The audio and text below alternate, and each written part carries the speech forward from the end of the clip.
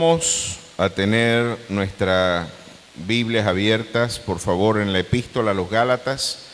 Continuamos con nuestra meditación y reflexión sobre la ética cristiana. Estaremos hablando sobre los aspectos relacionados a la conducta espiritual del creyente y los temas que son tan relevantes a la interpretación de la conducta espiritual, ética y moral de la praxis cristiana en sus distintas dimensiones. Vamos a estar explorando eso, porque hay un elevadísimo parentesco cuando usted estudia este tema, los temas en bioética cristiana, que también tienen una relevancia y una contemporaneidad formidable.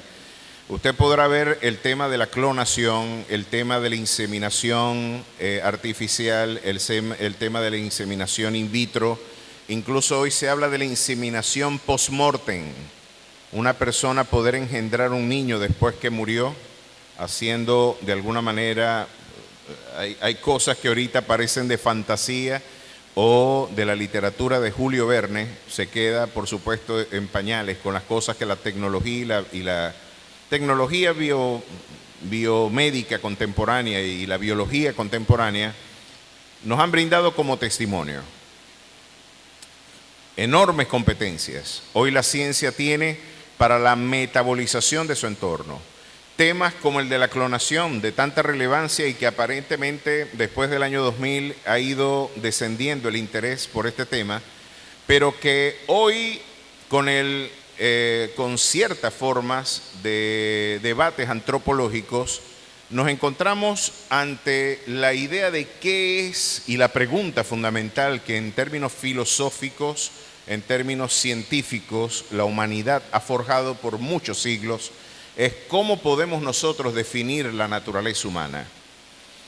La naturaleza humana no, de alguna manera, no deja de ser para cualquier investigador social algo que Skinner y Watson llegaron a afirmar, los padres del behaviorismo, del conductismo, llegaron a afirmar de que la conducta humana ciertamente es como una caja negra. Solamente podemos ver los aspectos externos, las manifestaciones fenomenológicas, las realidades de exterioridad fáctica de la conducta humana son las que son susceptibles de investigación. Pero desentrañar la intimidad, la mismidad espiritual del hombre es el gran quid de la investigación social y humanística. ¿Cómo podemos penetrar en esa dimensión? ¿Podemos predecir la conducta humana? ¿Qué es la conducta humana? Otros autores dicen, la naturaleza humana es justamente eso, no tener naturaleza. Y ya ustedes verán cómo el problema ético, el problema moral, el problema bioético, el problema del transhumanismo, que es tan caro para la filosofía y la cultura postmoderna, donde se están hablando incluso de la manipulación genética para construir auténticos X-Men y para construir auténticos hombres superdotados. Podemos manipular a los niños para que crezcan con ciertos colores de ojos. Puede hacerse eso para escoger su sexualidad, para potenciar su vigor muscular, físico, inmunológico. Podemos manipular la vida y jugar a ser Dios. Un temazo que de alguna manera la Iglesia tiene una participación más que relevante e importante, porque es un tema que usted podrá decir, bueno, ¿y qué tiene que ver esto, pastor, con el tema ético? Bueno, el punto que yo quiero traer como punto de convergencia es que los debates éticos y morales están estrechamente vinculados al problema antropológico. ¿Qué es el hombre?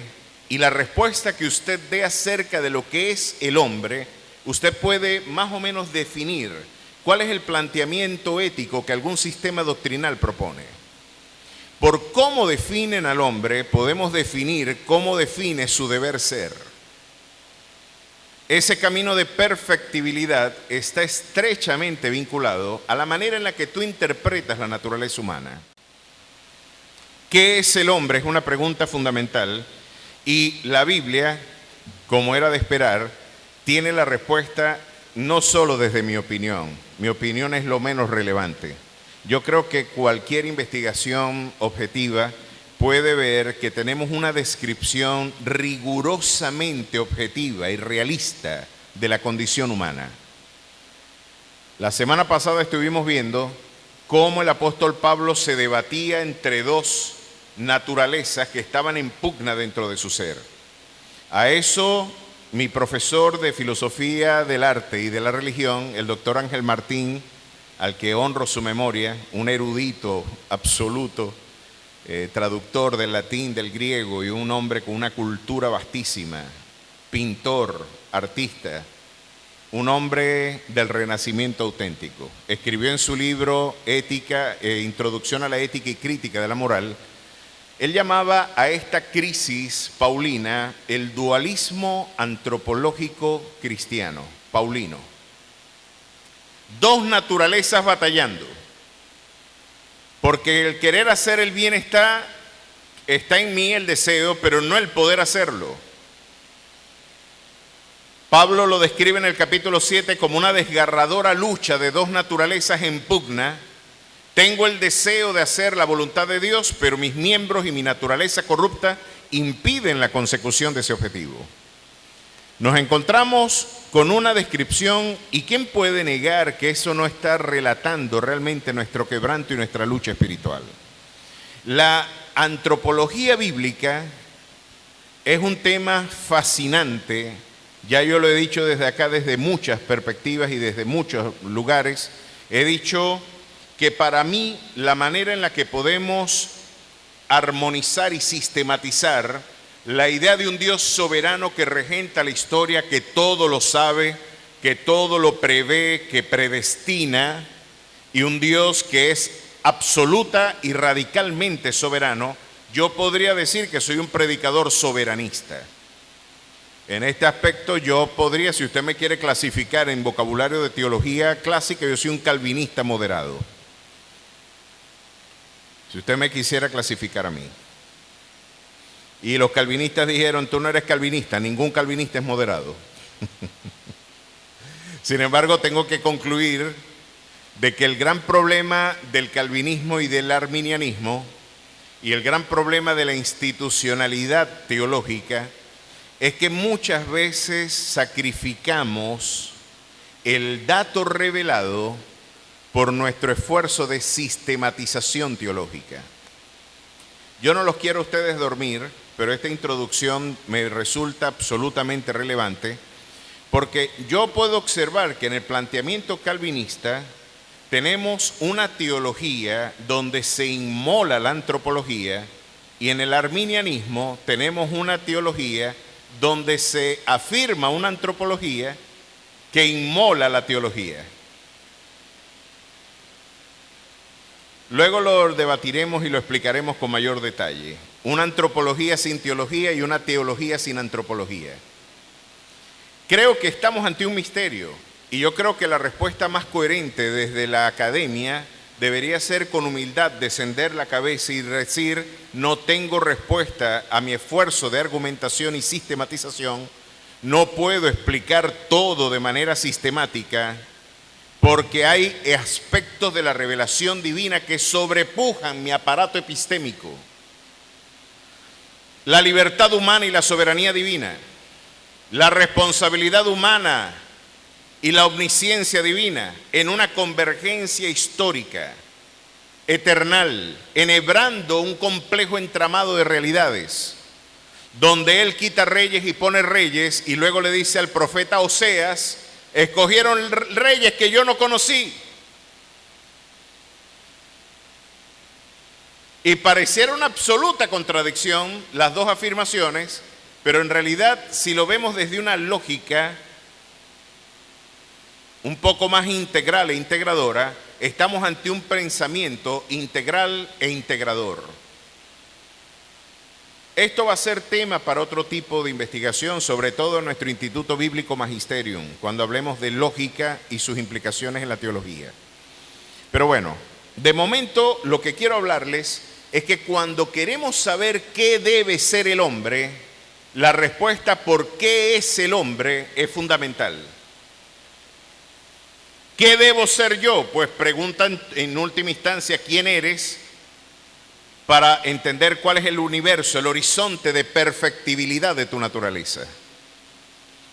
Aristóteles diría que el hombre es feliz en la medida en que logra desarrollar las potencialidades que le son inherentes a su constitución ontológica. Y la constitución distintiva de la condición humana es la racionalidad. Por lo tanto, el hombre es feliz en la medida en que se hace más inteligente y más racional. ¿Alguien puede negar la impronta griega de este planteamiento? Los epicúreos dirían, no, tenemos la necesidad más bien de un hedonismo donde el placer sea el horizonte de la felicidad, y el hombre es feliz en la medida en que el placer prevalezca por encima de cualquier otro tipo de horizonte de la conducta social y humana. Es el placer lo que te hace feliz. Kant, en su rigorismo ético, luego posteriormente en el mundo ilustrado y moderno, diría que la auténtica virtud moral está en la observancia de la virtud más allá de los resultados. El imperativo categórico de mi praxis ética está por encima de los fines mismos. Yo tengo que ejercer esto independientemente de las consecuencias prácticas o fácticas. La observancia de esta norma se constituye en la virtud per se de la conducta moral. Rigorismo kantiano. Y nos encontramos preguntándonos qué es lo bueno y qué es lo malo en nuestra vida cristiana. ¿Cómo podemos discriminar si algo es bueno o malo? ¿A cuántos les importa esta pregunta? ¿A cuántos les importa? Y podríamos empezar nosotros a construir un manual de ética de alfa y omega. Y empezamos a decir, miren hermanos, para saber quién es bueno y quién es malo acá, vamos a poner un conjunto de normas. Pero si usted me permite, cuando la ética es el reflejo del folclore de un pueblo, nos vamos a conseguir con contradicciones inadmisibles a la racionalidad misma. Permítame explicarle esto. Yo recuerdo que en los años 70, 80, estaban en Venezuela y en todo el Caribe, por toda Latinoamérica, la idea de que el televisor era el cajón del diablo. ¿Cuántos recuerdan esto? Yo me crié con los evangélicos, no se hagan los locos. Yo sé, bueno, muchos de ustedes son de los menudos para acá, ¿no?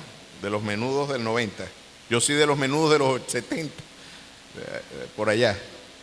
Lo cierto es que estaba un predicador que decía, y recuerdo que nos mandaban a llevar los televisores a las campañas evangelísticas para caerles a machetazos y hachazos a los televisores. Vamos a sacar este instrumento al diablo de aquí, y le caíamos hachazos a los televisores y los desbaratábamos, hermano. Y habían campañas donde habían cerros de televisores inmolados para sacar al Satanás de la casa. Para nuestra consternación, asombro y perplejidad, el predicador que nos dijo que el televisor era el cajón del diablo montó una televisora. Y habíamos quemado el televisor para verlo. Entonces empezamos a preguntarnos, ¿será que Dios cambia de opinión?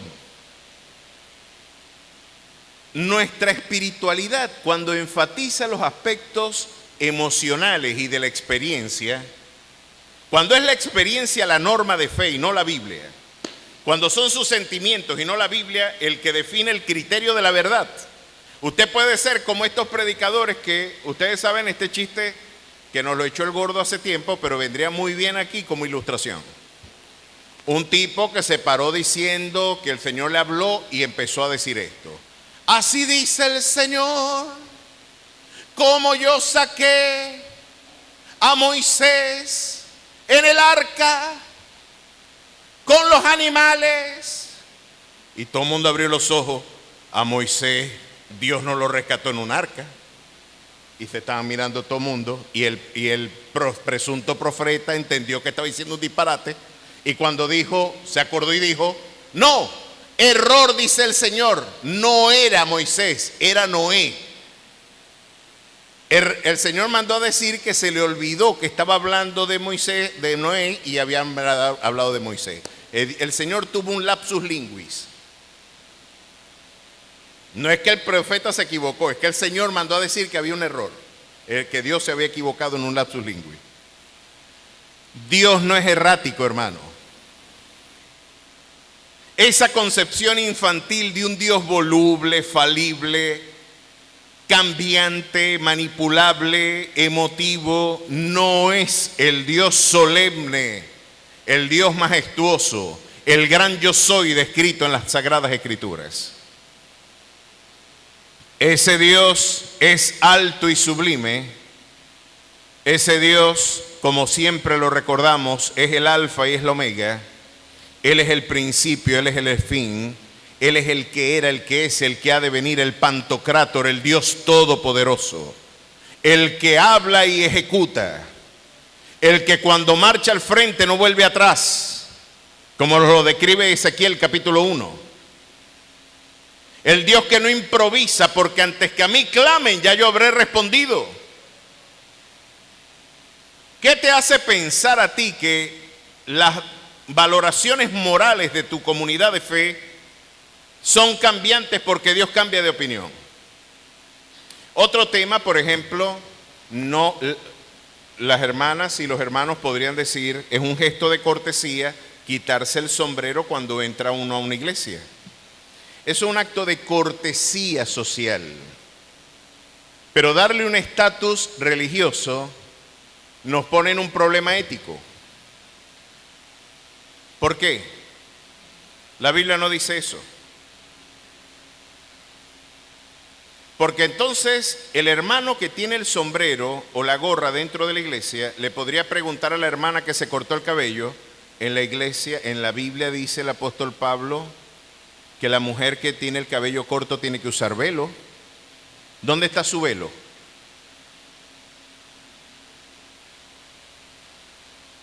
¿Dónde está el velo de usted? ¿Por qué usted me quiere quitar la gorra y no se pone usted el velo? ¿Sabe usted responder a eso? Va a tener que aprender a responderlo, porque eso está escrito en la Biblia. ¿Por qué aquí no tenemos velo? ¿Porque somos desobedientes? ¿O es que hay una razón mucho más distinta, profunda, cultural, que puede dar razón de esta variación cultural y antropológica?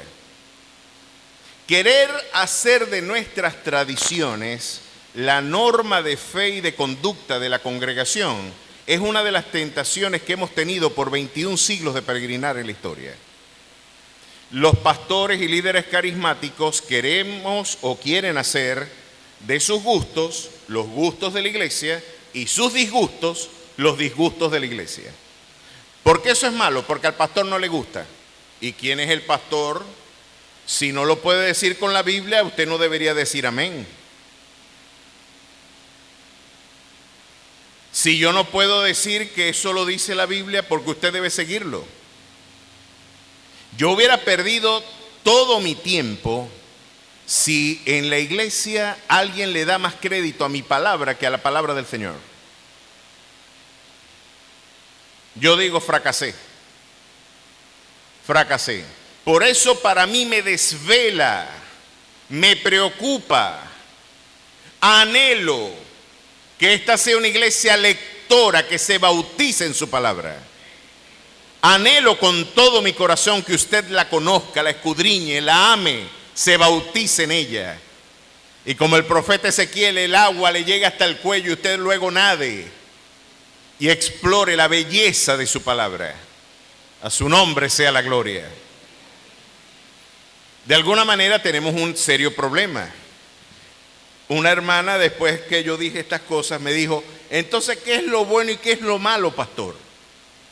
Si no usar una gorra no es pecado, ¿qué es lo bueno y qué es lo malo? ¿Se dan cuenta la ingenuidad de nuestra reflexión teológica? Hay cosas mucho más esenciales que el vestido y el calzado para definir nuestra norma de fe. Aquí está esa norma y vamos a hablar hoy desde una perspectiva. Pablo inicia hablando de lo que no debe suceder en la iglesia y lo que un cristiano no debe practicar. Vamos a hablar de esto en Gálatas capítulo 5. Por favor, manténgase allí, en el verso 16 en adelante. Vamos a ver lo que el Señor nos nos afirma y nos dice en su palabra.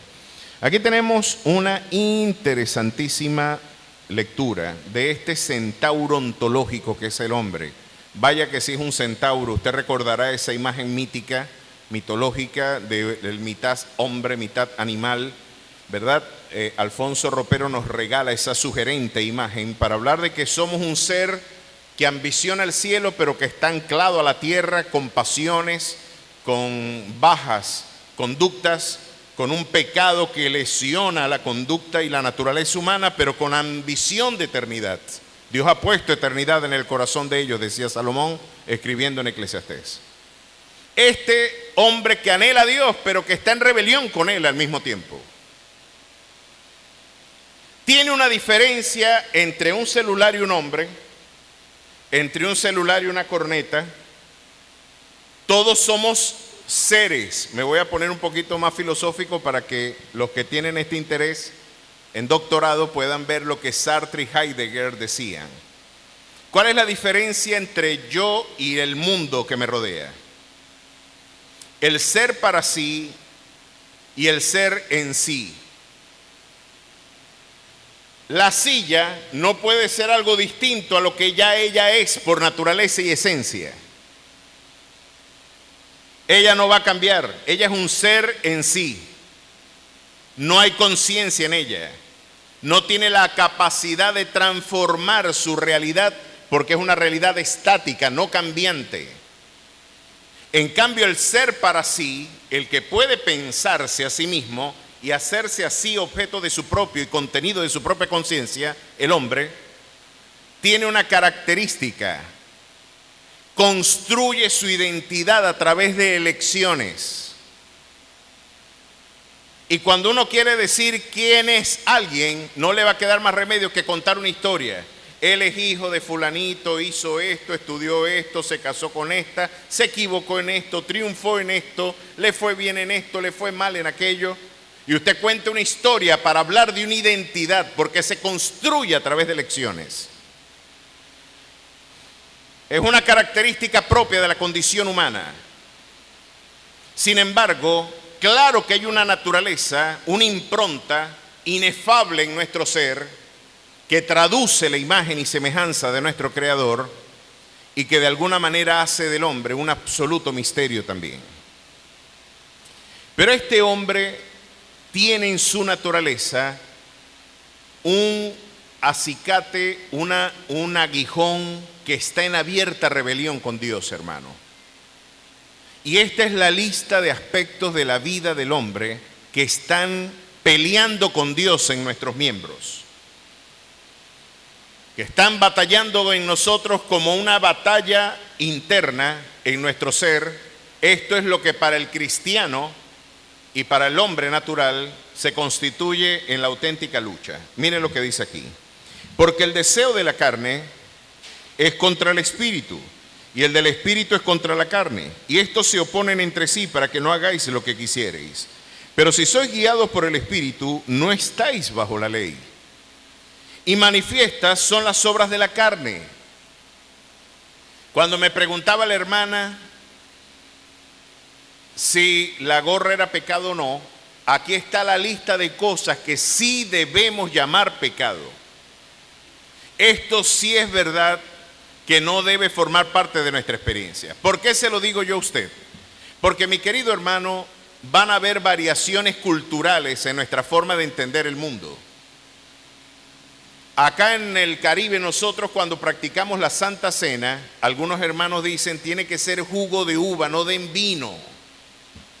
Pero es que la literalidad bíblica era un vino, no era un jugo de uva. ¿Por qué no podemos? Bueno, porque nos dijeron el mismo predicador del televisor que era el cajón del diablo, había dicho que cualquier forma de alcohol era pecaminosa, así sea poquitico. No tomen bisolbón. ¿Por qué? Porque tiene alcohol. Náguara. Yo en estos días fui a comprar una salsa para la carne, una parrillita, por querer es que estoy así. Siempre, pastor, ¿usted quiere esto? Por querer es que estoy así. Fíjense, hice una parrillita y hay una salsa muy buena que vende la gente de Porcia para el cerdo y para la carne. Se la recomiendo. Ajá, familia de nuestro querido Fernando, los primos de él. Bueno, los Porcia tienen una salsa espectacular. Entonces yo vi un carnicero preocupadísimo por mí. Me dijo, ¿usted está seguro que usted quiere esa salsa? Y yo, sí, ¿por qué no? ¿Está seguro? Y yo, sí. Seguro, seguro. Y yo me sentía en ¿quién quiere ser millonario? Respuesta definitiva. ¿Por qué hay una mejor? No, es que esa no la debe tomar un cristiano, echarle a la carne. ¿Por qué? Le echan cerveza. Caramba. Y el hermano, yo creo que se quedó orando por mí. Qué pastor tan carnal que le echó cerveza a la carne.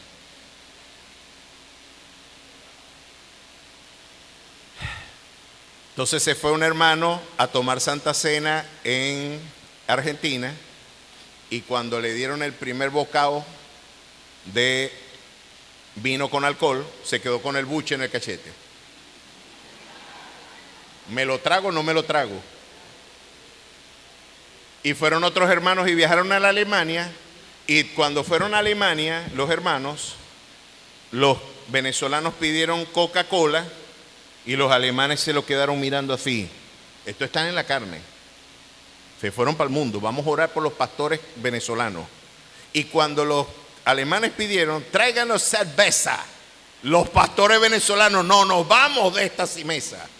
Entonces son unos impíos, ¿cómo nos vamos a sentar con estos borrachos? Esto pasa por nuestra ingenuidad teológica y querer hacer de nuestro folclore la norma de fe y de conducta de los pueblos. Ya usted va a ver cómo esto se responde, pero de momento aquí está la auténtica lista de cosas que una iglesia no debe practicar. Para que usted no ponga cargas que Dios no puso, ni tome libertades que Dios no ha dado. Para que usted no sea tomado por mentiroso, porque tendremos que darle cuentas a Dios de lo que decimos ante Él. Y el desconocimiento de la ley no nos va a eximir de su cumplimiento. Vamos a ver. ¿Cuáles son las obras de la carne? Adulterio, fornicación, inmundicia, lascivia, idolatría, hechicerías, enemistades, pleitos, celos, iras, contiendas, disensiones, herejías, envidias, homicidios, borracheras, orgías y cosas semejantes a estas, acerca de las cuales os amonesto, como ya os lo he dicho antes, que los que practican tales cosas no heredarán el reino de Dios. Vamos entonces a estudiar palabra por palabra. Yo le voy a pasar este contenido a Edwin para que cuando él lo edite, ustedes puedan tener la definición de cada una de estas expresiones. Leminer gentilmente me las ha impreso y voy a darle lectura a lo que de alguna manera cada una de estas palabras traduce en cualquier diccionario teológico y en vocabulario teológico de nuestra fe. Miren lo que, por ejemplo, los pecados de naturaleza sensual, que son los que describe Pablo en la primera perícopa. Adulterio, que significa o viene de la expresión griega moicheia, relación sexual con quien no es el propio cónyuge, quebrantando el pacto matrimonial. El adulterio, de alguna manera, es la transgresión del vínculo marital, teniendo relaciones sexuales con una persona que no participa del mismo, no tiene el vínculo marital.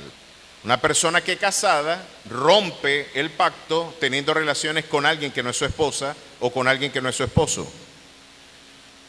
Pero es el primo hermano de otra expresión, quizás con mayor divulgación en nuestra cultura, que es esta: fornicación, porneia, de donde viene la expresión pornografía.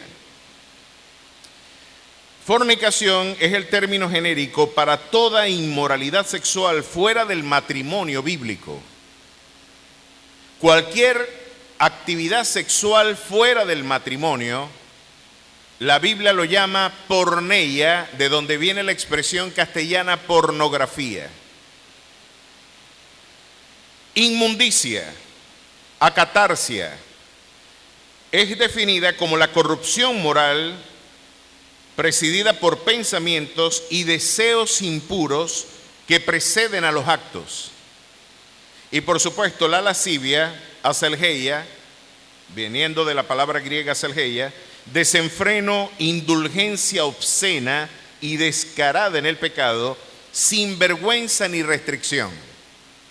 Ahora, usted observe estas 4 primas hermanas que se integran dentro del mundo de la sensualidad de la conducta humana.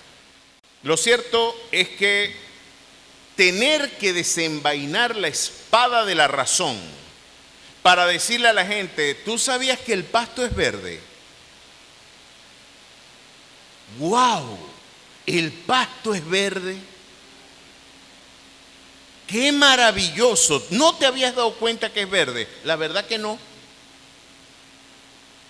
Tener que llamar a lo evidente por su nombre es uno de los grandes quebrantos de la cultura posmoderna.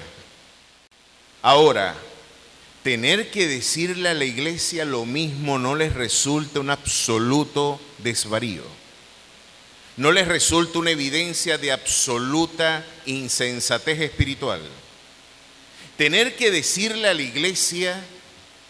iglesia del Señor, que el adulterio y la fornicación son pecado. Porque los jóvenes en nuestras iglesias están teniendo relaciones, no los nuestros, por Dios, ahorita los muchachos me miran así, pastor, yo no estoy en esa. No, estoy hablando en términos generales. Pero ya no se hablan de novios, sino de querinovios. Y hablar de pureza sexual da risa en las universidades. Yo cuando hablaba de estos temas, cuando tenía que abordar algún tema, eso eran carcajadas. Ser señorita hasta el matrimonio. Estás loco, chico. Eso no existe. Ni lo busque. Porque eso se cultiva. Y se tiene la idea, ¿y cómo te vas a casar con alguien que no sabes cómo se comporta sexualmente? El ardid que Satanás ha empleado, como si de eso va a depender el éxito matrimonial, ¿no? Pues no hemos tenido más fracasos matrimoniales que en la generación que no ha sabido preservarse en integridad sexual, es la generación que ha fracasado más en el matrimonio. La que presuntamente hace previsión probando antes de, es la que no llega a 10 años de matrimonio. Pero entonces el adulterio se convierte en cualquier relación sexual con quien no es su propio cónyuge, pero el Señor Jesucristo le da a la vara con la que está midiendo la conducta humana un estamento más alto, elevado, más complejo. No, es que no solamente es adúltero el que consumó el encuentro sexual. Si tú anhelas a una mujer en tu corazón, si tú la estás codiciando, ya pecaste con ella en tu corazón y eres un adúltero. Ahí, todas las que están suspirando por Henry Cavill y son casadas, piénselo, hermana. Se confesaron todas pecadoras. Es que el tipo es tan bonito que hasta uno dice, muchacho, está... Tipo, ahora dice que es gay. Increíble. Los hombres tenemos que decir, cuidado con Diosa Canales, cuidado con esos afiches e imágenes que usted sabe no debe ver. La mujer tiene algo en favor. En su mayoría la mujer es kinestésica y auditiva. Bueno, lo cierto es que la mujer, siendo más auditiva y más kinestésica, lo que oye y cómo se le toca, puede brindar una respuesta sexual. Entonces la mujer va a tener que cuidar es lo que le escriben, lo que escucha. La pornografía de mayor consumo en el ámbito femenino no es la pornografía que también le están consumiendo en elevada proporción las mujeres hoy. Antes el consumo pornográfico era inferior en las mujeres que en el hombre, hoy están casi equivalentes a través de las redes sociales. Ya lo que antes era contenido pornográfico solo llegaba a través de revistas, películas. Ahora a ustedes les llegan a través de mensajerías. Si usted está en un grupo que tiene vocabularios y conductas indecorosas, le van a llegar cosas que usted ni siquiera eligió que estuvieran allí, pero que pueden tener profundas implicaciones espirituales. La pornografía de mayor consumo en el ámbito femenino son las novelas eróticas que se vendían. ¿Recuerdan ustedes estas que se llamaban Carmín? Estas que dicen cosas que son sugerentes al oído femenino. El hombre se enciende por lo que ve. Así que Job decía: hice pacto con mis ojos para no ver a la doncella. Job estaba claro que tenía que cuidar lo que él veía. Para un hombre es fundamental tener las restricciones y el vigor de carácter para saber que hay cosas que usted no debe ver, amado hermano, porque el codiciar, el consumir pornografía, así tú no estés con otra mujer, ya te hizo un adúltero y un fornicario. Tengo muy malas noticias para los que consumen pornografía, ya son adúlteros, ya son fornicarios. Usted no necesita llevar a alguien para un hotel para usted ya ser un adúltero. Según Jesús, ya el consumo de esas realidades lo hace usted un transgresor. ¿Se están dando cuenta lo elevada de esta vara? Y en el que usted ya puede darse cuenta, bueno, hay cosas que no puede ver usted. Yo recuerdo cuando los tiempos de Iris Chacón, los tiempos de Yuyito y de todas estas vedettes, en donde muchos estaban viendo y esperando que apareciera la vedette, y se va normalizando socialmente el consumo de estas realidades, hermanos.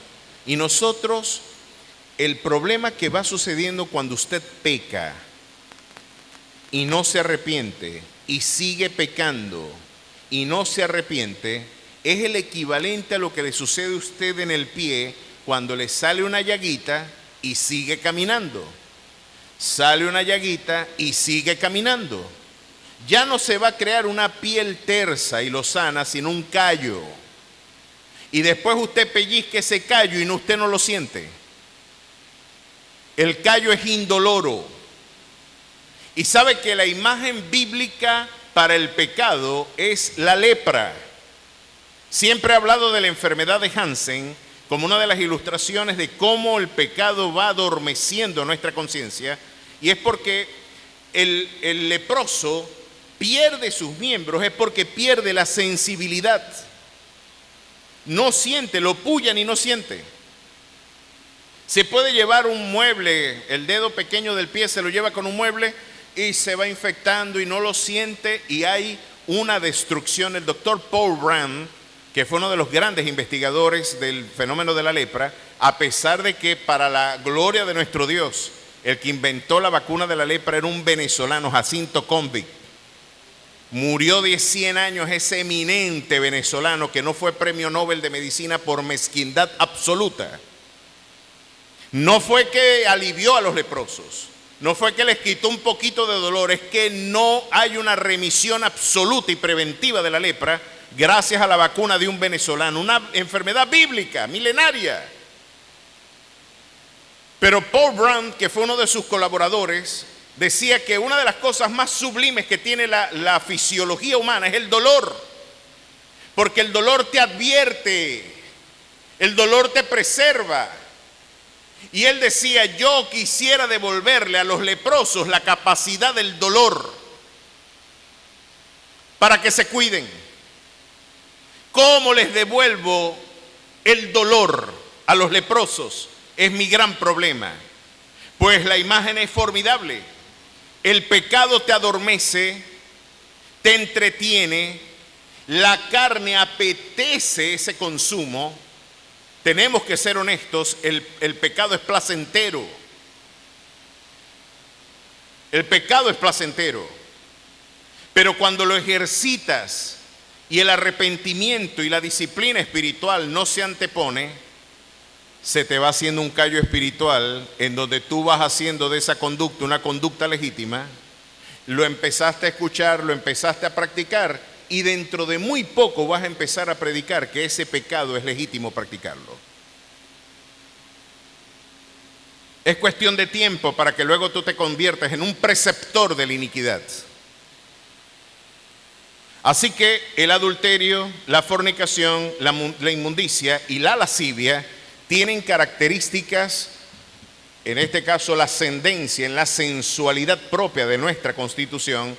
Claro, ¿por qué son tan severos estos pecados? El apóstol Pablo escribía a los Corintios diciendo de que todo pecado que usted cometa está fuera del cuerpo.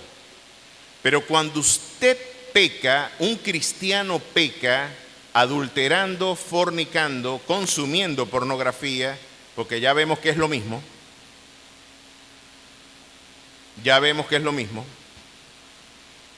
Cuando usted atesora la inmundicia y la lascivia, así no lo consume, ya usted es un transgresor y no heredaremos el reino de los cielos. De esa conducta, mantenerse como norma de nuestra conducta y de nuestra fe. Ya hemos visto que hombres de Dios han fracasado. Recordará usted el episodio de David junto a Betsabé. Sin embargo, David se arrepiente y encuentra misericordia. El problema del corazón irredento es que dice: yo no estoy pecando, esto está bien. ¿Por qué? Esta negra es mía. ¿Por qué ella es mi mujer? ¿Quién se va a meter en eso? ¿Y por qué Dios me la va a quitar si eso no... Nosotros no estamos haciéndole daño a nadie? Está mal. Si tú no llevas al altar a una mujer, la estás deshonrando. Le estás diciendo a tus hijos que el matrimonio y la lealtad no importan. En el antiguo pacto, si un hombre deshonraba a una mujer, tenía que casarse con ella. Y la poligamia era una práctica permitida.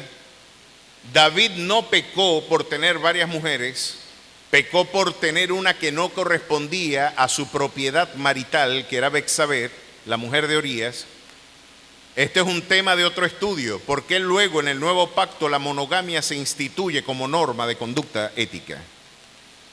Este es otro tema. Sin embargo, la transgresión es clara, mis queridos hermanos, y tiene profundas implicaciones. Vamos a poner la primera imagen, Juancito. Vamos a ponerla allí. Déjame ver si la puedo ver aquí, si no bajo allí para enseñar lo que de alguna forma nos dice.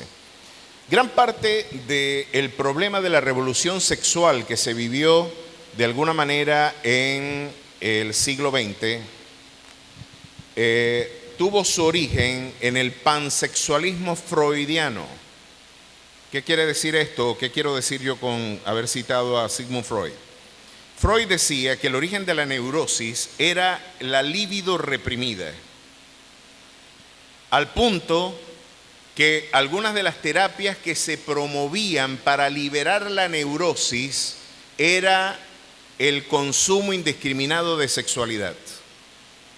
Yo atendí a 2 personas en oficina, 2 adultos mayores a finales de los años 90, que decían que los psiquiatras en Venezuela y en gran parte de la experiencia latinoamericana, por influencia del pensamiento freudiano, imagínense que habían personas con discapacidades cognitivas, retrasos. Yo atendí a una mujer que le padeció meningitis. La meningitis promovió lo que todos sabemos en términos por supuesto, de deterioro cognitivo y neurológico. ¿Y saben lo que el psiquiatra le mandó a hacer? Ella tiene que tener relaciones sexuales con un hombre para liberar la libido. Increíblemente la familia le buscó un hombre y contra su deseo esa mujer tuvo relaciones. Atendí a otro sujeto que me dijo, la prescripción del psiquiatra era que yo tenía que tener relaciones sexuales o masturbarme como una forma de liberación de la libido. Y dice él, yo entré en un proceso de mayor deterioro. Dos personas, dos adultos mayores que tengo en mi memoria dentro de mi acervo de consejería pastoral.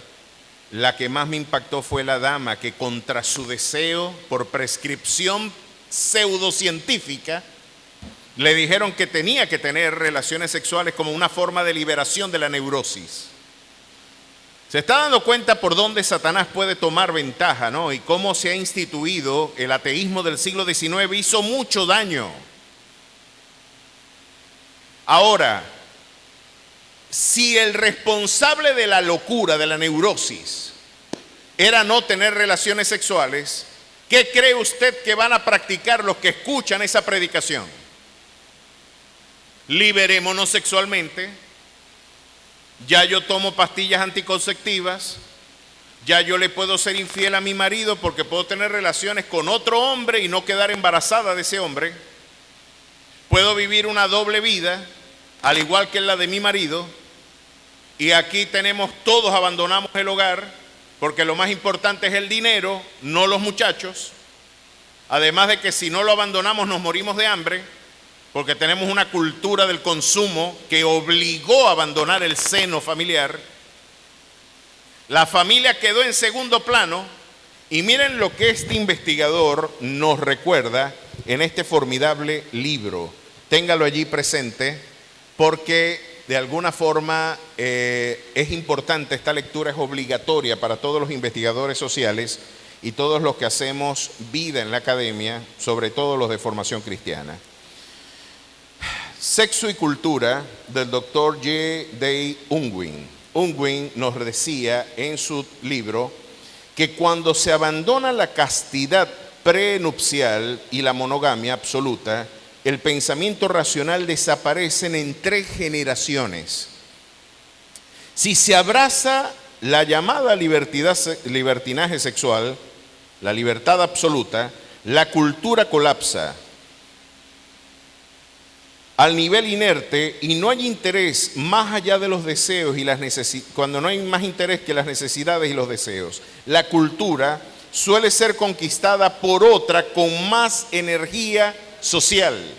Según este sociólogo, lo que está diciendo Unwin es que las culturas que abrieron el compás para el libertinaje sexual en 3 generaciones desaparecen.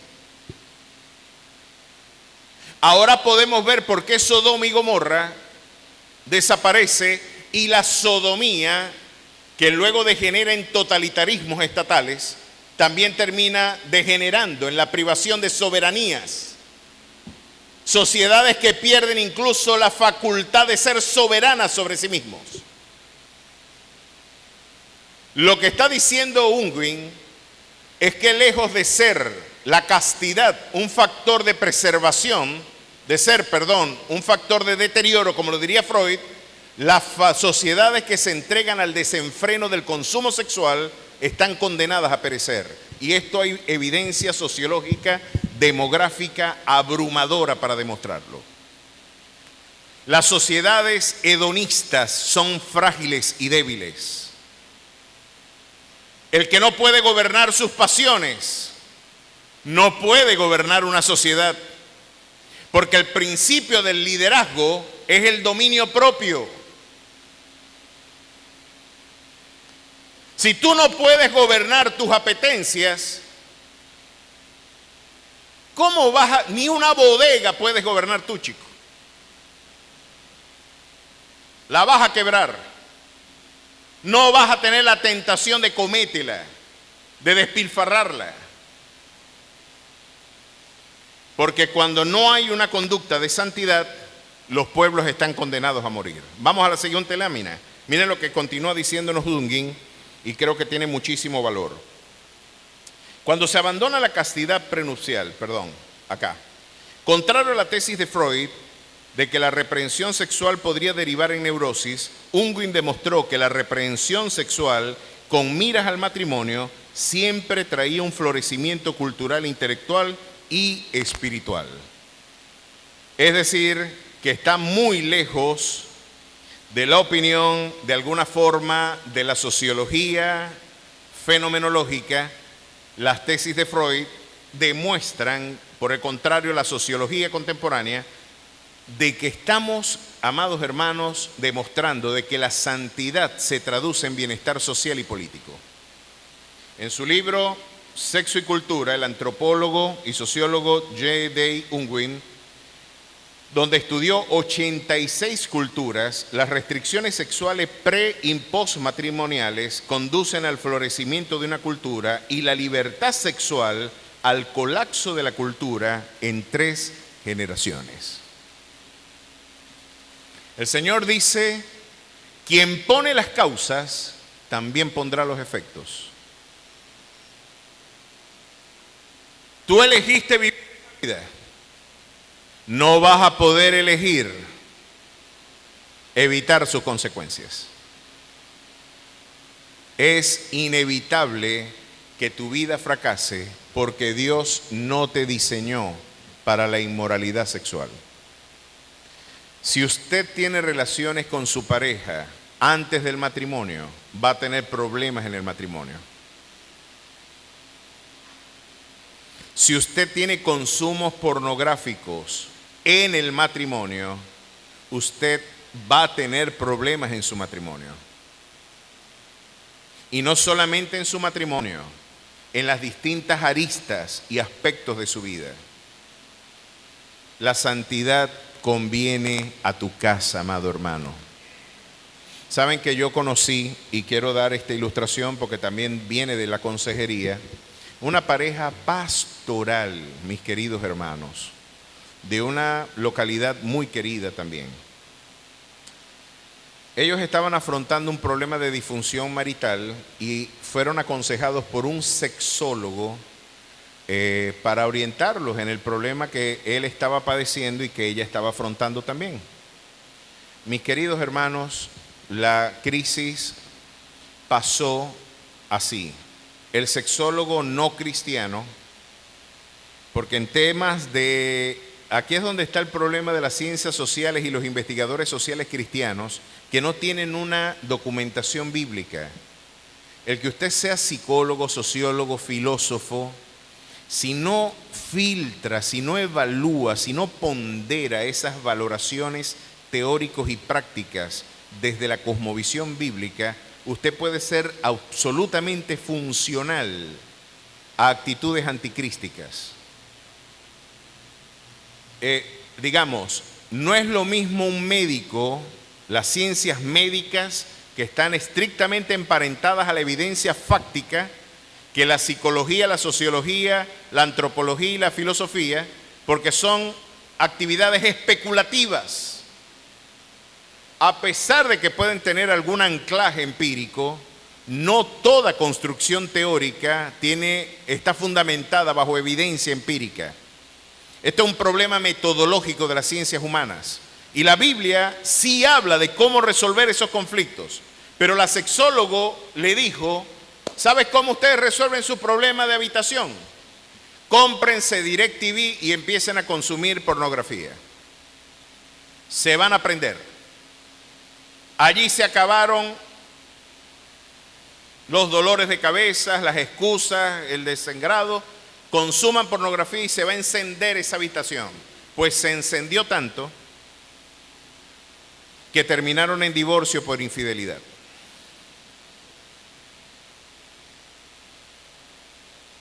Hermanos, no erréis.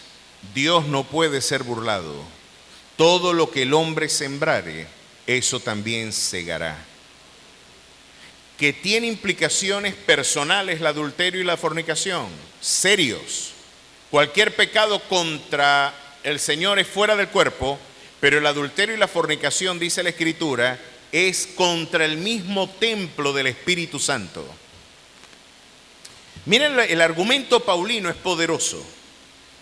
¿Saben que en estos días unas feministas defecaron frente a una catedral, agarraron el excremento y lo tiraron contra las paredes de la iglesia y lo restregaron?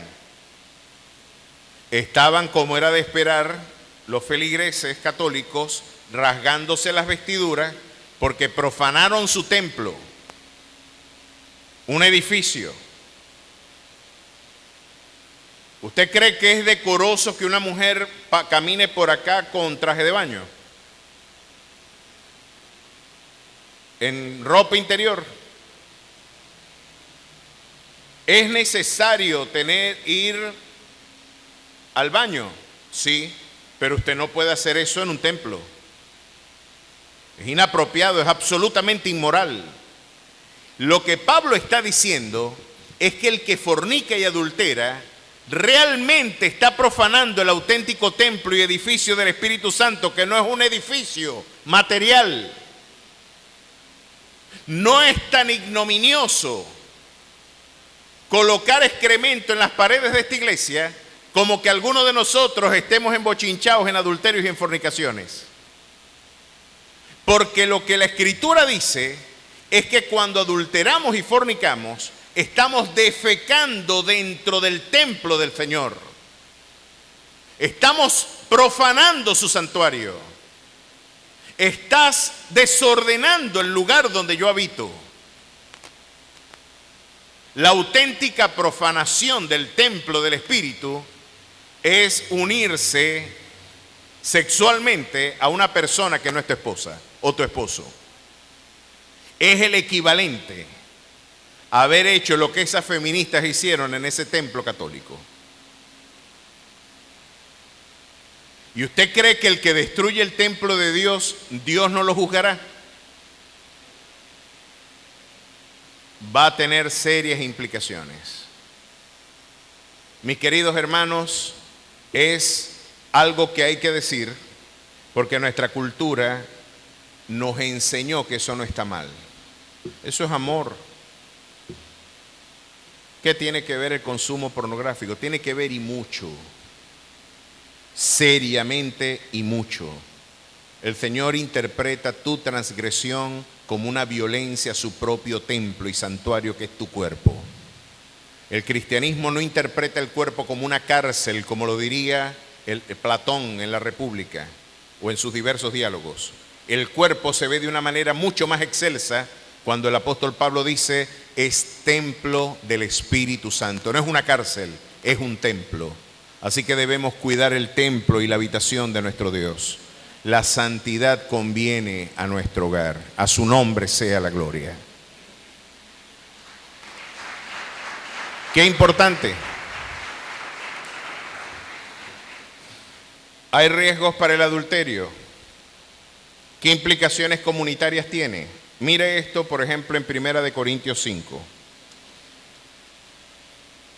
¿Cómo debe ser tratado una inmoralidad de este tipo cuando se acontece en la iglesia? Es tan serio, mi querido hermano, que esto nos dice el Señor.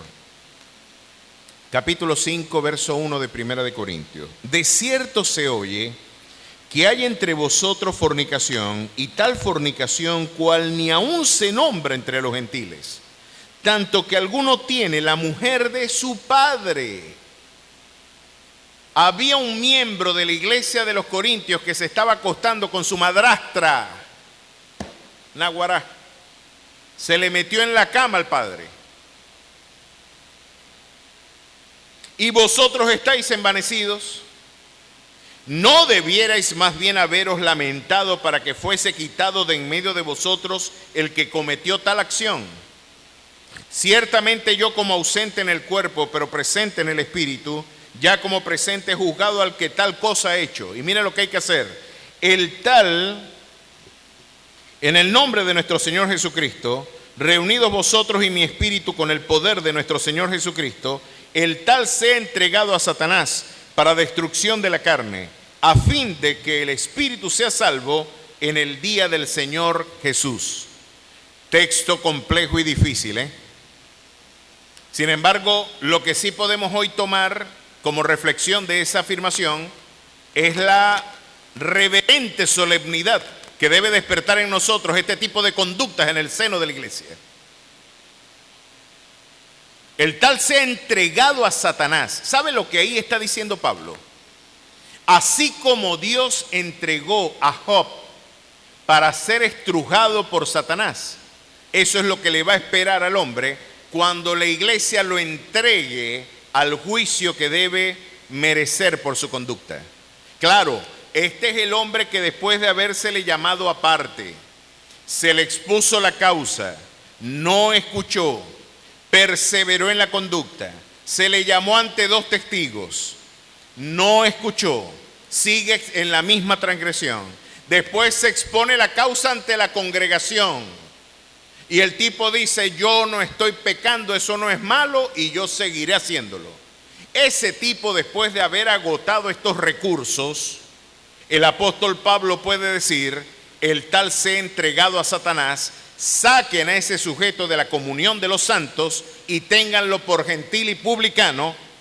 Vamos a ver si en la misericordia de Dios, en la disciplina divina, puede traerle en arrepentimiento nuevamente. Pero el tipo se ha entregado a Satanás. Tremenda experiencia, hermano. Ahora, pensar que la iglesia está facultada para entregar a alguien a Satanás es un tema serio. ¿Saben que algunos malandros son más sabios que algunos de los detractores de nuestra fe? Hay malandros que saben que con este lugar no se debe meter ellos. Se los voy a confesar como una vez me pasó.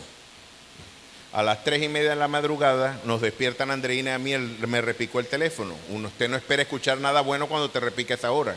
Me paro yo corriendo, tengo a mis padres, a mi madre, y me paro yo asustado. ¿Aló? Y me dice: a partir de hoy va a empezar a pagar vacuna. ¿Cómo? Lo que escuchaste, que a partir de hoy va a empezar a pagar vacuna. No, compadre, usted se equivocó de teléfono. Yo soy pastor, usted sabe dónde yo vivo y si quiere usted me mata, pero yo no negocio con el AMPA. Usted haga su trabajo, que yo hago el mío. Mi trabajo es honrar mi fe y yo no puedo entrar en esta negociación con usted. Usted sabe dónde yo estoy, si quiere me busca mañana. ¿Usted es pastor? Sí, señor, yo soy pastor. ¿De qué iglesia? Alfa y Omega, allá en el estado Coro. No, usted está exonerado. Écheme la bendición. ¿Cómo te voy a echar la bendición en un acto de desobediencia? Tienes que arrepentirte, hermano. Yo no puedo invocar bendición en un acto de desobediencia. No, pero usted, yo no lo he visto, pero ¿cómo me vas a ver? ¿Dónde estás tú? En el penal de Cabima. Pero estoy en Coro.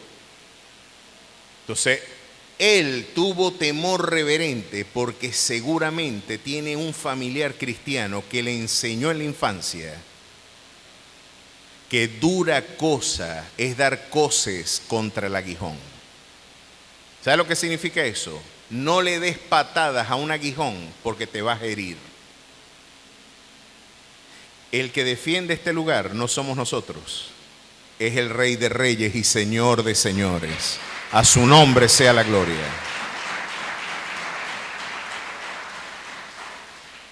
Hay alguna reverencia que algunos delincuentes tienen que algunos cristianos no han adquirido.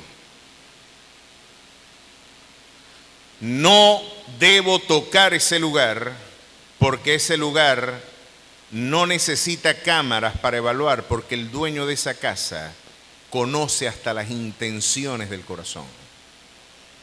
Tiene ojos como llama de fuego y puede ver lo más íntimo de tu ser. Así que esta exhortación solemne nos deja bastante claro el lugar que la inmoralidad sexual tiene en nuestra vida ética y cristiana. El Señor interpreta el adulterio y la fornicación como si alguien hubiera entrado a un santuario, hubiera defecado en el santuario, lo hubiera profanado, faltándole el respeto al Dios que reside en esa casa. Y Pablo lo dice. Saben que los corintios eran relajados. Los corintios, al punto que en la comunidad griega occidental, corintianizarse era sinónimo de libertinaje. Tú estás corintianizado, imagínense. Así serían de livianos esta gente que vivían una vida relajada como los franceses. A mí me sorprende cuando leo la historia de Jean-Paul Sartre y Simone de Beauvoir, la autora del segundo sexo, y el autor del Ser y la Nada, el Premio Nobel de Literatura y la matriarca del feminismo contemporáneo, donde Sartre decía: hoy voy a salir con 2 alumnas mías y también tuyas. Yo también voy a salir con otras alumnas mías. Ella era lesbiana, era bisexual, salía con las alumnas y él salía con otros alumnos y se veían al pelo. Saludos, saludos. Se veían y en la noche se volvían a encontrar en la casa. Así es como en París viven. Así viven en París. ¿Tiene consecuencias? Claro que sí. Y la gente puede vivir en esa suerte de libertinaje. Parece que los corintios vivían así. Y Pablo tiene una iglesia que de enseñarle: no pueden vivir en sus prácticas antiguas. Vamos a tener que vivir una vida en santidad. Se metió una doctrina que decía: lo que yo haga con el cuerpo no tiene nada que ver con el espíritu. Yo puedo entregarme a una prostituta, peco con el cuerpo, pero con el espíritu alabo al Señor. Náguara de doctrina esa. Una suerte de docetismo que se incorporó como interpretación, y Pablo dice: ¿o es que ustedes no saben que cuando se acuestan con una prostituta se hacen una carne con ella? ¿Cómo tú vas a poner un miembro de Cristo para unirse con una prostituta? Le pregunta el apóstol Pablo. Es severa la condición de esta suerte de inmoralidad. Mas entonces, miren cómo Pablo escribe estas realidades. Os he escrito por carta, capítulo 5, verso 9 de Primera de Corintios, que no juntéis con los fornicarios, no absolutamente con los fornicarios de este mundo. Hermano, ¿cómo no vamos a poder saludar a alguien? El mundo está lleno de fornicarios y de adúlteros. ¿Qué es lo que dice el apóstol Pablo? O con avaros, y con los fornicarios de este mundo, o con los avaros, o con los ladrones, o con los idólatras. Pues en tal caso sería necesario salir del mundo. Más bien os escribí que no os juntéis con ninguno que, llamándose hermano, fuere fornicario o avaro o idólatra o maldiciente o borracho o ladrón, con el tal ni aun comáis. El problema es que se haga llamar cristiano y que no lo practique y que ejercite esta conducta. Aquí sí estamos ante un problema serio. Veamos qué otro tipo de conductas el Señor rechaza. Ya vimos los pecados de naturaleza sensual. Vamos a ver ahora los pecados vinculados a la idolatría. Y vamos a ver lo que de alguna forma nos dice la Escritura. Mantengamos allí la Biblia abierta en Gálatas 5. Estamos viendo cómo la ética cristiana rivaliza con esto. ¿Qué debe hacer usted entonces como madre? Enseñarle a su hija que la pureza sexual importa. Devolverle al matrimonio la pureza, la necesidad de casarse vírgenes. No hay mejor regalo que una novia le pueda entregar a su marido que haberse preservado en integridad sexual hasta el día de la boda. Yo creo que ese es el mejor regalo que una joven que está orando por su pareja, no alguien que está buscando aventuras. En estos días salió una muchacha que quiso batir un récord. ¿Cuál es el récord? Acostarse con 1000 hombres en un día. El orgullo de papá. Salió en récord Guinness. Qué barbaridad de orgullo. Luego se supo que creo que tiene SIDA. Creo que hubo una transmisión de enfermedad, alguna enfermedad sexual con esta joven. Pero es que la Biblia dice que el que recio se suena a las narices, sangre saca. ¿Querías placer? Ese camino termina mal. El apóstol Pablo luego nos va a decir, porque este tipo de conductas está profundamente emparentada con el conjunto de conductas que luego Pablo describe. ¿Qué relación tiene la idolatría con la fornicación? ¿Qué relación tiene la idolatría, la hechicería, con el adulterio? Pues en el antiguo pacto, cuando Dios quiere hablar de la transgresión de Israel, que se vinculó a una conducta idólatra, llamó al pueblo adúltero y fornicario. Vamos a ver los pecados que están relacionados con la idolatría. La siguiente orden son idolatría e idolatría, del griego, poner cualquier cosa o persona, dinero, placer, poder, en lugar de Dios como centro de devoción. Esa es la idolatría. La hechicería viene de la expresión griega pharmakeia. La expresión griega pharmakeia, originalmente el uso de drogas o pociones asociado a la brujería, ocultismo y la búsqueda de poder espiritual ilegítimo. Ha sido una tentación. Yo una vez, uno ha conseguido tantas cosas, ¿no? Pero a la carne le gusta lo místico. La naturaleza corrupta es profundamente espiritual, pero espiritualmente corrupta. Es decir, hay cierto nivel de misticismo, de austeridad ascética en algunas prácticas religiosas que parecen, oye, rigurosas. No manejes, no gustes, ni aún toques. Pero que están detrás de eso fundamentos idolátricos y de hechicería, de magia homeopática. Y de eso el pueblo evangélico tiene que vacunarse también. Yo me he conseguido, bueno, ya a mí se me cayeron los dientes estando en la iglesia. Mi esposa me dijo, te tenés que poner, ya se te ven cuando te reís, algunos dientes que te faltan. Tengo que ponérmelo. Sí, ya se me cayeron los dientes, en verdad. No es retórica, es verdad. Ya se me cayeron los dientes en la iglesia. Y lo cierto, hermano, es que hay mucha superstición en el folclore del evangelio también. Me acuerdo yo cuando en los años 90 se puso de moda el tema de la guerra espiritual. Y la guerra espiritual se convirtió en una auténtica neurosis colectiva. Yo no sé si tú te acuerdas, mi amor. Teníamos congresos, talleres de guerra espiritual. Entonces nos decían cosas como esta. Me acuerdo que estaban de moda unas cadenas que hacían los artesanos. Yo me hice muy amigo de los artesanos de la Universidad del Zulia, porque se ponían generalmente frente a la escuela de filosofía. Aprendí a tocar guitarra con ellos, cantábamos canciones ahí, yo conversaba con ellos, hablábamos de poesía, filosofía, literatura, y yo me la pasaba con ellos y me regalaban pucas, las pucas, que eran collares de material artesanal.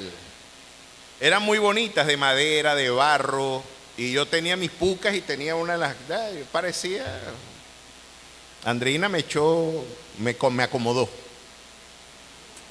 Pero de alguna manera yo parecía un hippie para ese tiempo. Lo cierto es que estábamos ahí y nos empezaron a decir, es que las pucas pueden tener una malicia espiritual que cuando tú te las colocas te pueden transmitir un demonio. Y si tú quieres ser libre, tienes que cortar esa maldición quitándote las pucas. Entonces, cuando uno estudia filosofía, se pone un poquito más lógico y riguroso y uno dice, ¿y quién? Porque ellos me decían, tú no sabes qué consumía el que hizo esa puca. Tú no sabes si era un idólatra. Tú no sabes si era un homosexual. Tú no sabes si es un fornicario, un adúltero. Y yo decía, bueno, la verdad es que si eso es así, voy a tener que quedarme paralizado, porque yo no sé ni siquiera quién hizo el toddy que yo me tomé. Y yo decía, ¿se pega un demonio si yo me lo coloco? Sí. Si el tipo es ladrón, ¿se me pega un ladrón, un demonio de ladrón? Sí. Caramba. Y si el que hizo el flu suyo era homosexual, ¿qué demonio se le pega a usted?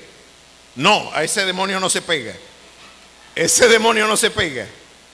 Ah, pero no es bueno para el pavo, pero no para la pava. Algunas carteras, algunos fluces, algunas camisas son elaboradas por homosexuales y nadie se pregunta si se le puede pegar un demonio. ¿Sabe por qué no se le pega un demonio? Porque de Jehová es la tierra y su plenitud, el mundo y los que en él habitan. Todas las cosas son santas si se hacen con acción de gracias. Pero le queremos dar a nuestro folclore el estatus de un precepto espiritual y te has convertido en un mágico homeopático en lugar de un cristiano. Los cristianos no creemos en la magia homeopática. A mí no se me va a pegar un demonio por saludar a un homosexual. Tuve un pastor mayamero, amigo mío, que me decía, yo no me corto el cabello con ese muchacho homosexual. Yo decía, ¿por qué? ¿Corta mal feo el pelo? No, es que yo tengo mucho cuidado quien pone mis manos en la cabeza, porque no vaya a ser que se me transmita un demonio. Y yo decía, va así es. ¿Cómo así? Sí, te pone las manos en la cabeza y te puede ministrar un demonio de homosexualidad. Yo decía, si eso fuera verdad, yo no pudiera predicarle a las prostitutas, yo no pudiera predicarle a los ladrones, yo no pudiera predicarle a los que fueron amigos de mi Señor, porque Él fue amigo de prostitutas y de ladrones. No para contemporizar con su conducta, porque Él vino a buscar lo que se había perdido, amada iglesia. Y nosotros no tenemos esa suerte de ascetismo mágico homeopático, tan emparentado a nuestras ascendencias indígenas, africanas y europeas. Para que un pueblo pueda ser libre, tiene que conocer la verdad, y esa verdad promueve libertad. Y Él es el camino, la verdad y la vida. Nadie irá al Padre sino a través de Él. Esta verdad libera, esta verdad te hace libre en el mejor sentido de la palabra, y puedes abrazar al que no piensa como tú. Entonces se le metan a los evangélicos la estupidez. Una vez tiraron aquí una gallina sin cabeza, con claras evidencias de que nos querían hacer una brujería. Y, uy, miren esa brujería, cayó aquí. Yo dije, hubieran tirado la gallina completa y la hago para que el tío Luis y yo le hubiéramos echado 2 kilos de verdura, hubiéramos hecho un sancocho y con una costilla hubiera apretado mejor. Tiraron ese calembe ya seco. No, pastor, me dirían en la guerra espiritual, usted, para que esa malicia no le llegue a usted, usted no lo agarra con la mano derecha, que es la de la bendición. Usted agarra con la mano izquierda y lo agarra así, y se va para atrás caminando hacia atrás. Y así lo echa en la basura. Porque si no se le pega la malicia. ¿Dónde dice la Biblia esa malicia? ¿Dónde dice la Biblia que yo tengo que agarrar una brujería con la mano izquierda y caminar para atrás? Nos está ganando la batalla cultural Satanás, al comprarle mentiras prefabricadas en el infierno mismo. Guerrilleros espirituales mayameros, eso nada más funciona en Miami. 8 pasos para la prosperidad, anda a predicar eso en Haití. En Nigeria, anda a predicar eso en Corea del Norte. Superficiales, carnales, inmaduros, cuyo único Dios es el vientre, porque lo único que les interesa es el lucro material. ¿Quién te dijo a ti que esa es la suerte de espiritualidad que el Señor vino a traer como factor de libertad al hombre y a los pueblos? Aquí nos encontramos con un Dios que dice, van a hacerte brujería, pueden promover hechicería, pueden ir por la Coro Punto Fijo y se paran en las ánimas del Guasare a prenderle una vela, porque esas ánimas, eso en antropología cultural se conoce como animismo, y nuestra cultura coreana está llena de eso. Esas ánimas oran por mí, ánimas del latín almas. ¿Saben lo que le están rindiendo culto en el Coro Punto Fijo? A demonios. Demonios que aparecen, claro que los ven, pero las almas de los difuntos o están en gloria con el Padre o están en el lugar de tormento como corresponde. Pero la Escritura no habla de un estado intermedio en donde se encuentra la gente fuera de ese lugar o de tormento o de descanso. Lo que el apóstol Pablo enseña es que lo que los pueblos le rinden culto realmente es a demonios. Hermanos, para traer libertad integral a nuestra sociedad, tenemos que predicar el Evangelio con todas sus letras. Y esta es la verdad que proclamamos. No hay agorero, ni hechicero, ni brujo contra Israel, porque mayor es el que está en nosotros que el que en el mundo está. Las puertas del Hades no prevalecerán contra su iglesia. Hollará serpientes, escorpiones y alacranes, y nada os dañará, porque os ha dado potestad el Señor para echar fuera demonios. Porque el que es engendrado por Dios, Dios le guarda, y el maligno no le toca. Todo lo podemos en Cristo. Él es el que nos fortalece. A su nombre sea la gloria. Perdieron el tiempo. Hermanos, maldígannos ellos, pero bendícenos tú. ¿Qué otros aspectos están relacionados? La idolatría, mis queridos hermanos, está emparentado generalmente también a conductas de desviación sexual. Romanos capítulo 1, por favor, para que usted vea el origen de esta crisis. Capítulo 1 de Romanos, el Señor viene explicándonos algunos de los orígenes y las realidades aquí descritas. Miren lo que vean acá. Capítulo 1, verso 19. Porque lo que de Dios se conoce les es manifiesto, pues Dios se lo manifestó. Porque las cosas invisibles de Él, su eterno poder y deidad, se hacen claramente visibles desde la creación del mundo, siendo entendidas por medio de las cosas hechas, de modo que no tienen excusa. Para Dios, el entendimiento natural no redimido es inexcusable también. Esta es una tesis anticalvinista, El Señor está diciendo que hay suficiente luz en el entendimiento natural para hacernos inexcusables ante Él. El eterno poder y deidad de Dios se hacen claramente visibles por medio de las cosas hechas. Lo que Dios está diciendo es que nadie puede decir que no hay Dios, porque no solamente tengo una evidencia externa en la creación, sino que yo escribí una ley en tu corazón, Romanos 2, donde de forma natural ya Dios dejó una impronta del derecho natural que es inherente a nuestra constitución ontológica. Metafísica y ontológicamente, el hombre sabe que el homicidio es malo. No importa la cultura donde usted esté. Antropológicamente es universal la idea del robo. Todos saben que lo que es tuyo no tienes por qué sustraerlo. Pero entonces el apóstol Pablo viene diciendo, después que Dios ha puesto evidencias como estas, y el hombre no le rinde culto, ya ustedes verán cuáles son las consecuencias. Pues habiendo conocido a Dios, no le glorificaron como a Dios, ni le dieron gracias, sino que se envanecieron en sus razonamientos. Toda crisis moral empieza por una deformación del pensamiento.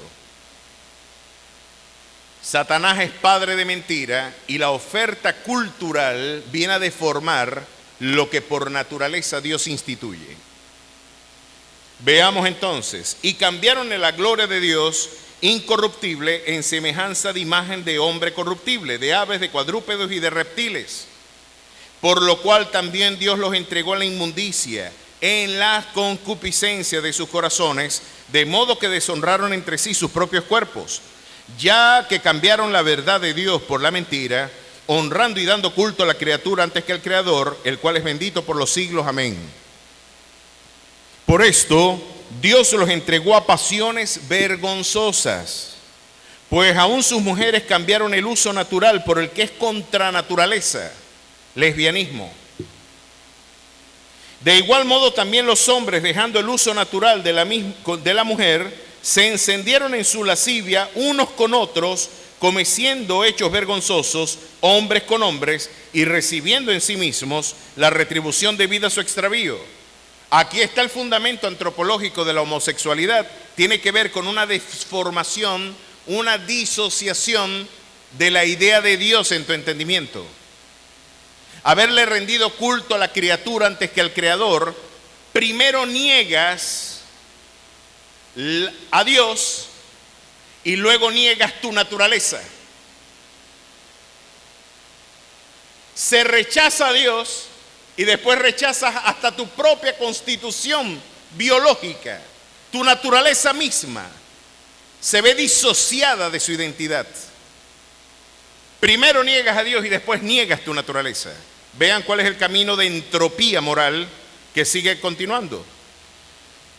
Y como ellos no aprobaron tener en cuenta a Dios, Dios los entregó a una mente reprobada. Ah, caramba, Dios te entrega a tus decisiones.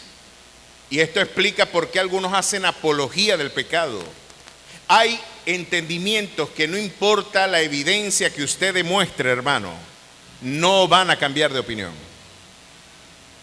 No importa la cantidad de evidencia que usted ponga. Estando atestados de toda injusticia, fornicación, perversidad, avaricia, maldad, llenos de envidia, homicidios, contienda, engaños y malignidades, murmuradores, detractores, aborrecedores de Dios, injuriosos, soberbios, altivos, inventores de males, desobedientes a los padres, a quienes habiendo entendido el juicio de Dios, que los que practican tales cosas son dignos de muerte, no solo la hacen, sino que también se complacen con los que la practican. Es evidente que la idolatría tiene implicaciones en la desviación de la conducta sexual del hombre. Tú te divorcias de Dios y te vas a terminar divorciando de ti mismo.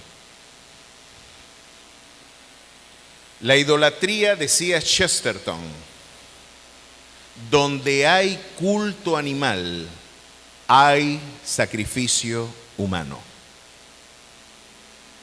La idolatría lleva a la privación y el desconocimiento de los derechos inherentes a la constitución humana.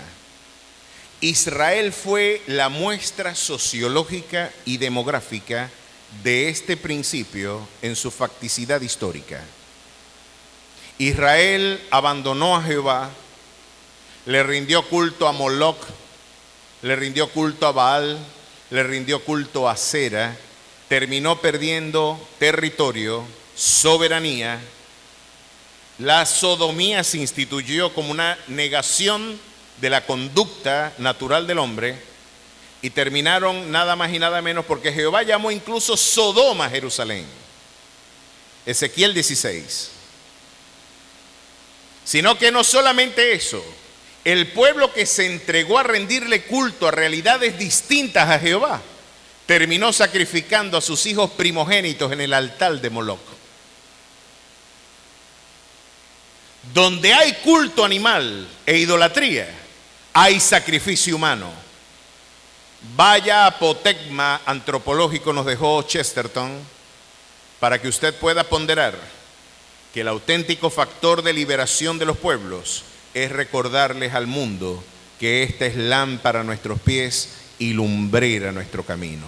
La santidad conviene a tu casa. Bienaventurada la nación cuyo Dios es Jehová.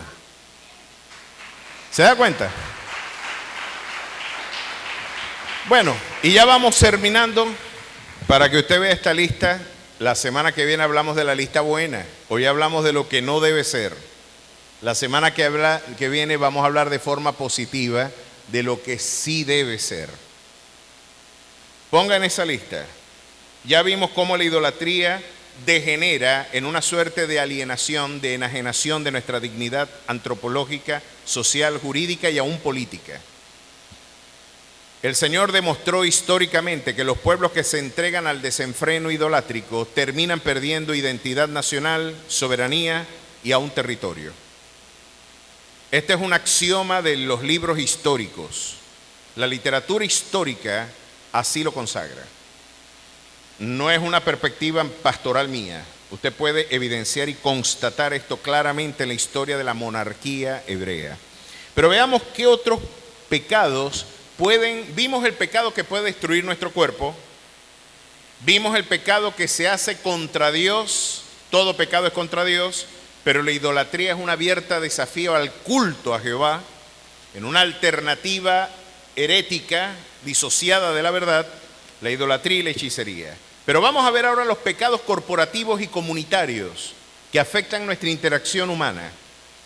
Enemistades, hostilidad profunda, odio y antagonismo activo hacia otros. Pleitos, del griego eris, espíritu de contienda, rivalidad y disputa por ambición personal. Celos, de la palabra griega en zeta, celos, aquí en sentido negativo, envidia resentida del bien o éxito ajeno. Iras, timoi, del griego timoi, arrebato de furia, explosiones de enojo descontrolado. Contiendas, eritenai, ambición egoísta que provoca divisiones y partidismos. Disensiones, causar divisiones y cismas en la comunidad. Herejías, facciones sectarias que se forman alrededor de doctrinas divisivas y erróneas. Envidias, sentimiento de malestar y resentimiento ante la prosperidad ajena. Homicidios, quitar la vida a otro con premeditación. Borracheras, metai, intoxicación voluntaria y habitual por el alcohol. Y orgías, del griego komoi, fiestas desenfrenadas con exceso de bebidas y conducta libertina. Miren qué lista extraordinaria y cuántos aspectos uno puede decir, es que este es mi carácter, así soy yo. Pues deberías dejar de ser así. Y el usted decir, es que así soy yo, es que así no debería ser. Lo interesante es que el Señor, cuando me da la posibilidad de yo poder tomar un camino de santidad, si Dios demanda de mí tener una conducta pacífica, mansedumbre, paz, gozo, benignidad, bondad, es porque el Señor me da la facultad para yo poder ejercer lo que Él de mí demanda. Entonces el Señor podría decir, no, es que yo soy de mal carácter y así es mi mamá, así era papá y yo voy a ser así toda la vida. Pues no. La Escritura dice que el que se aira fácilmente cometerá locuras. Y algunos hemos podido pasar por alto y algunos diría, oye, qué bueno que yo no soy fornicario. Yo aborrezco la pornografía. Oye, qué bueno que yo no soy adúltero. Qué bueno que yo no soy lascivo, inmundo, idólatra y hechicero. Esa predicación del domingo de hoy no es para mí. Es para cualquiera menos para mí. Pero entonces el Señor dice, pero vamos a hablar lo que la gente no sabe tuyo. ¿Tienes enemistades? ¿Tienes dificultad para entablar una comunión sincera, abierta y fraterna con alguien? ¿Cultivas enemistades? ¿Tienes pleitos? ¿Eres una persona que glorifica el pleito como una actitud digna? El guapetón de barrio, el personaje violento, el que viene a imponerse, virtudes dentro de una comunidad desenfrenada que el Señor no aprueba. El Señor podría decir, no eres adúltero, pero eres más peleón que un perrito callejero, muchacho. Perro pleitista. Eres celoso. Hay iras en tu conducta. Tienes contiendas con tus vecinos. Tienes disensiones y quieres dividir la iglesia. Eres un hereje que quieres decir que la Biblia se equivoca y que no es como la Biblia dice, sino como tú dices. Eres envidioso cuando ves el triunfo ajeno. No puedes ver a alguien prosperar. Eres homicida. Y usted dirá, uy, pastor, yo nunca he hecho eso. La Escritura dice que si usted aborrece a su hermano, usted ya es homicida. ¿Y a cuántas personas usted ha aborrecido? Y ya estamos dentro de la lista negra de personas que necesitan un cambio. borracheras y orgías. Lo cierto es que el Señor nos está diciendo, estos son pecados no menores que también llevan al infierno. Para más o menos hablar de cómo la conducta ética en nuestra comunidad es tan importante, hay una anécdota bien interesante de una culebra que estaba persiguiendo una luciérnaga y le tiraba el mordisco. Iba detrás de la luciérnaga y se le pegaba. Y no la podía atrapar hasta que la culebra atrapó a la luciérnaga y la atrapó en una esquina. Y cuando ya la luciérnaga no podía seguir volando y estaba ya cansada, le dijo, ya va un momentito, antes de que tú me comas, explícame algo. Las culebras comen luciérnaga. Y la culebra le dijo, no comemos luciérnaga.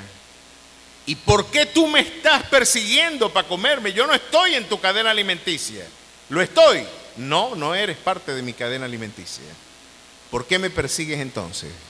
Y la culebra le respondió, lo que Satanás, como padre de mentira, sigue inspirando en la conducta humana, porque no soporto que brilles. Tengo que apagarte. Tu brillo es incómodo a mi deformado corazón. Después de todo, la envidia, los celos, los pleitos son el reflejo de una conducta que necesita ser transformada también por el Espíritu Santo. Esta lúgubre lista, gracias sean dadas a nuestro Dios, de que tenemos el poder del Espíritu Santo que nos ha hecho libres de la ley del pecado y de la muerte. A su nombre sea la gloria. Y podemos vivir en la libertad gloriosa de los hijos de Dios. Y podemos elegir, ahora sí, porque nuestra conducta de pecado hace imposible no vivir en ella. Pero ahora sí podemos elegir la santidad. Y con esto termino y voy invitando a los músicos.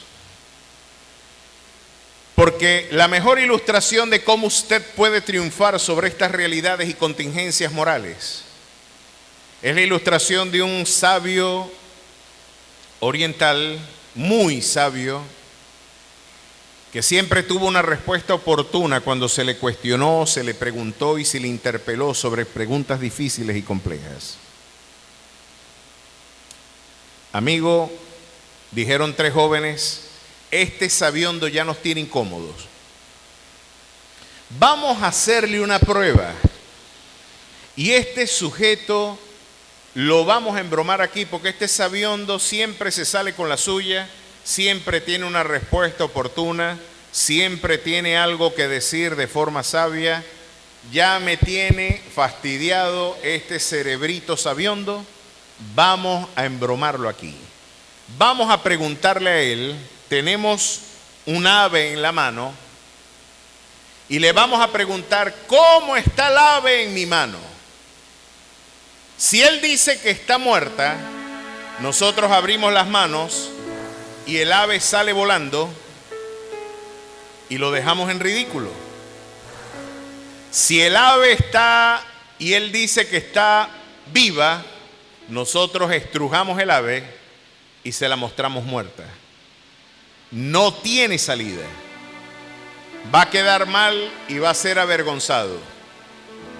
Pues se lo llevaron y llegaron los jóvenes desafiando la sabiduría del viejo oriental y los jóvenes le preguntaron diciendo, a ver, sabiondo, ¿cómo está esta ave en mi mano?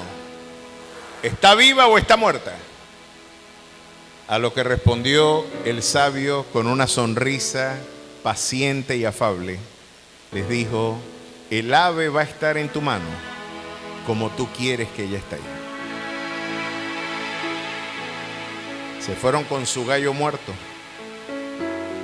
Lo cierto es que contra tales cosas, las que veremos la semana que viene, no hay ley como son el amor, el gozo, la paz, la bondad, la benignidad, la templanza, la mansedumbre, el dominio propio, la fe. Contra tales cosas no hay ley. Hoy Dios podría decirnos como aquel sabio, tu vida va a estar como tú decidas que esté. ¿Cómo tú quieres que esté? ¿Viva? ¿O quieres presentar muerte? La exhortación es cultivar una vida del Espíritu que se traduce en vida eterna. Ya hemos visto a dónde deriva querer tener una alternativa distinta a la que Dios nos brinda. Amado hermano, hermana, todos los números ya están echados. Tú no vas a poder escapar del juicio divino. Nadie va a poder escapar de Dios. No erremos, Dios no puede ser burlado. Todo lo que el hombre sembrare, esto también segará. Pero hay un Dios de misericordia que puede decir también: hijitos, estas cosas os he escrito, estas cosas, para que no pequéis. Pero si alguno de vosotros hubiere pecado, abogado tenemos para con el Padre, a Jesucristo el justo. Hay un Dios de misericordia esperando por nosotros. Qué bueno que recibiste la mala noticia. Hoy tengo una muy buena noticia que compartir contigo. Hay un Dios de perdón, hay un Dios de misericordia, hay un Dios de segundas oportunidades esperando por ti y diciéndote: el ave estará en tu mano como tú decidas que esté. ¿Cuántos deciden seguir a Cristo? Póngase de pie y celebre la grandeza de su Dios. Que Dios les bendiga, que Dios les guarde. Vamos a despedirnos con mucha alegría y con mucho gozo, como es nuestra costumbre. Dios les bendiga.